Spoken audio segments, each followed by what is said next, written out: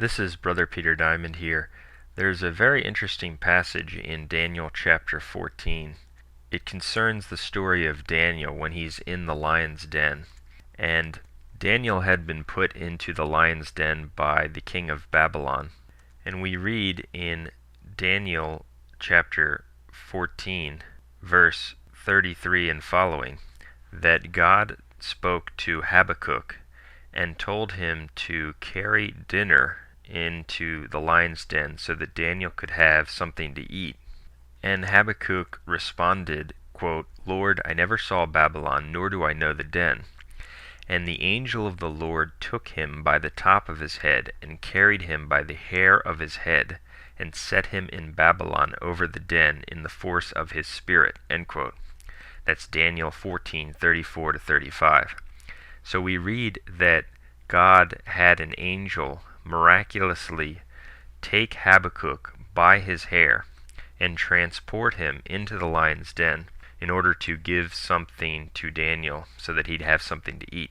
And I found this to be very interesting, not only showing God's miraculous powers, his providence, but also because it applies to this false idea that there are people who are truly of goodwill in ignorance of the gospel, and God doesn't reach them or can't reach them. And we, of course, have discussed this a lot and refuted this and pointed out how it's not consistent with Catholic teaching. And we've pointed out and quoted saints of the past, church teaching that all who die in ignorance of the gospel are not saved. And you can read a lot about this in our book, Outside the Catholic Church, There is Absolutely No Salvation, vaticancatholic.com.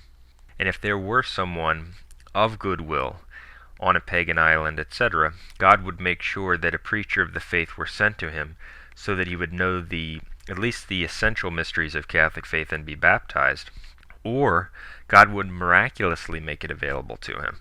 And so I just thought that that was an interesting example of how God gets the truth to anyone of goodwill and how he does that or could do that, and how no one who dies without being incorporated through baptism and knowledge of the essential mysteries of Catholic faith, no one can be saved at all, no matter where he is, as the Church has always taught. Another thing that I wanted to mention was the interesting story in Daniel chapter 13 concerning the history of Susanna. And it's an interesting story how a woman was falsely accused of adultery by two unjust judges.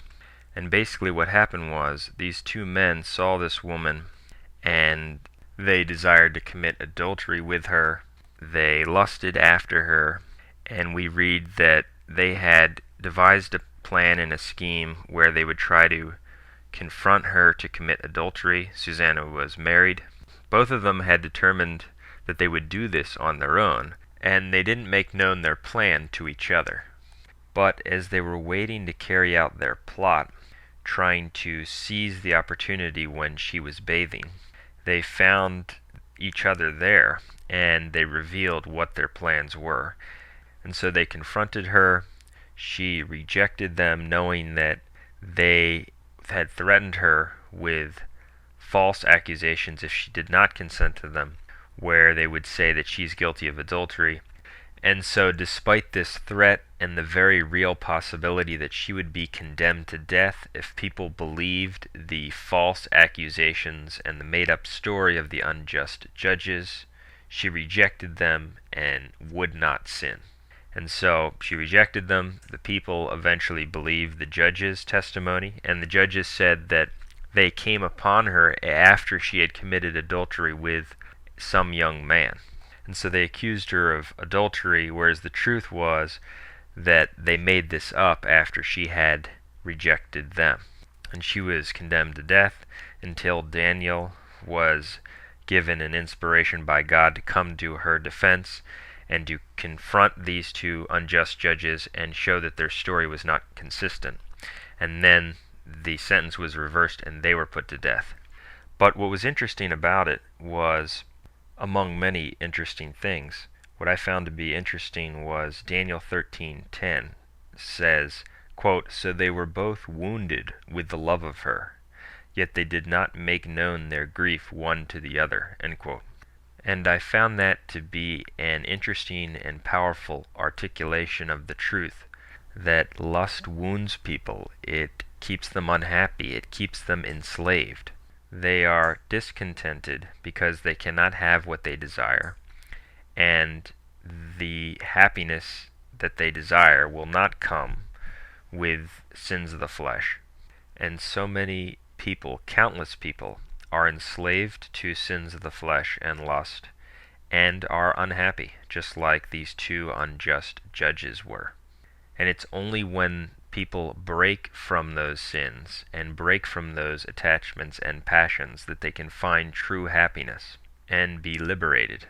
Another thing I wanted to quickly mention was the Vatican II bishop's recent statement congratulating Obama for the Nobel Prize. And the Vatican also issued a little statement on that issue. And, people talk about, people in the Vatican II Church, how, it's ridiculous to think that the Vatican II Church is the whore of Babylon. The Catholic Church isn't the whore of Babylon. The counterfeit Vatican II sect is. And this is another example which confirms that it is. I mean, how heretical do these bishops have to be? I mean, it's almost unbelievable. It's not sufficient for them to just hold their apostasy and spread it.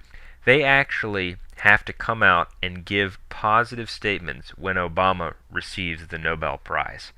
And a real Catholic would condemn the fact that Obama received any award. So you might expect that they could at least, just remain silent. They could just maybe shut up for a week. But no. They've got to actually, this apostate of Chicago, the head of the so-called Catholic bishops in the United States, Cardinal Francis George, he can't just remain silent when Obama receives the Nobel Prize. No, he's got to issue a positive statement praising this guy who's for total abortion, couldn't be more pro-gay almost. It's just so outrageous, and it just confirms again that you are dealing with the whore of Babylon in the Vatican II sect. These bishops could hardly be more heretical. I guess that the only thing that's left for them to do is to publicly admit that they are not Catholic.